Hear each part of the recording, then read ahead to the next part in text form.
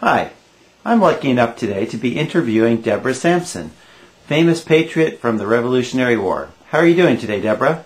Fine. And so, Deborah, let's start at the beginning. Why don't you tell me, when were you born? I was born December 17th, 1760. Okay. And tell me a little bit about your childhood when you were growing up. When I was growing up, my father went out to sea to earn money, and he disappeared because his ship sank in a storm, that they say. And So what happened after your father disappeared? all six of us had to split up because my mother couldn't take care of all of us. So I went to the Thomas family. Oh, okay. And so that must have been hard, getting split up from your brothers and sisters. Yes. So tell me, what was it like living with the Thomas family? You must have had to work for them. Yeah, I did. What kind of things did you do? I would plow fields, feed animals. That must have been hard work. Yeah. It got me all strong. And So when you were living with the Thomases, did you get to go to school? yes, I did. And what was your favorite thing about school? I loved reading probably the most. Uh-huh. And what kind of things would you read? I would try to find any news article or something, or like a book that I could read. Uh-huh. And what kind of things did you learn from reading the newspapers? Mostly the Boston Tea Party. Uh-huh. And so tell me about the Boston Tea Party. What happened? Well, there were a lot of angry colonists about the taxes. The taxes on the tea? Yeah. So they went on to 3 British ships and dumped all the tea. And when was it how old were you when you decided to join the army? I was 21. Now, back when you joined the army, women weren't allowed to join the army, were they?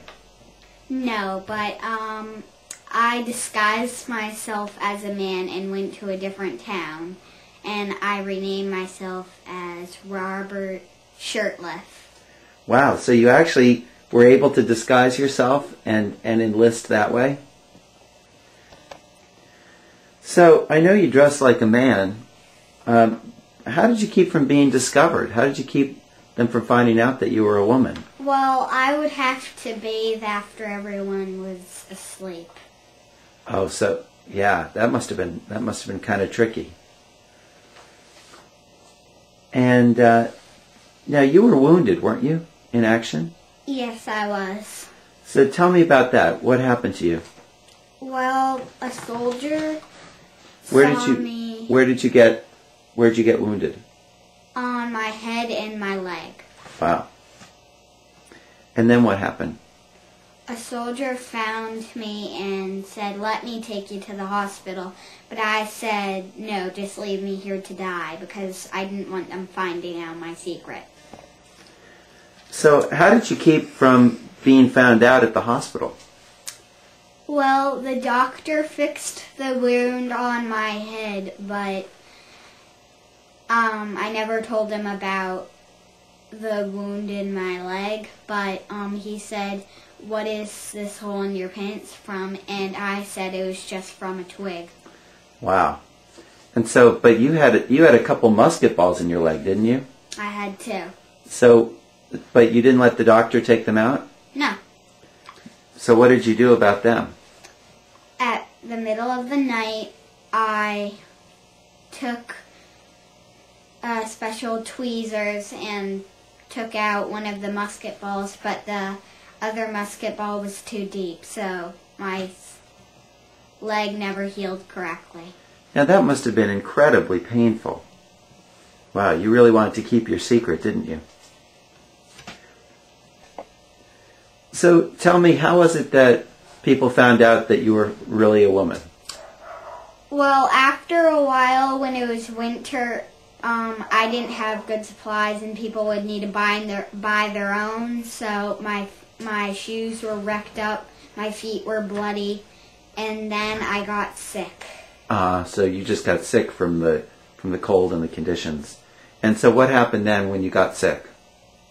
One of the soldiers took me to the hospital. And the doctor was examining me, and he found out. Wow, so that's when he discovered you're a woman. Now, did he give away your secret right away? No. So what did he do to help you get better?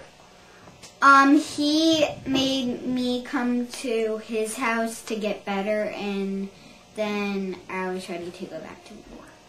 And so he let you go back, join your regiment again. And did he eventually tell your secret?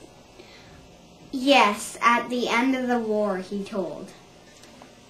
So what did you do, Deborah, once the war was finally over and you were back to being Deborah Sampson? Well, I got married and had 3 children and moved on a farm. So you got to live on a farm. You worked on the farm. Now, people must have been really interested to hear your story about fighting in the Revolutionary War. Yes, I traveled around the country, and I always spread my story with other people. Okay, Deborah. Well, thank you for coming back from the dead to talk with us today. Welcome. And thank you for your years of patriotic service. Goodbye.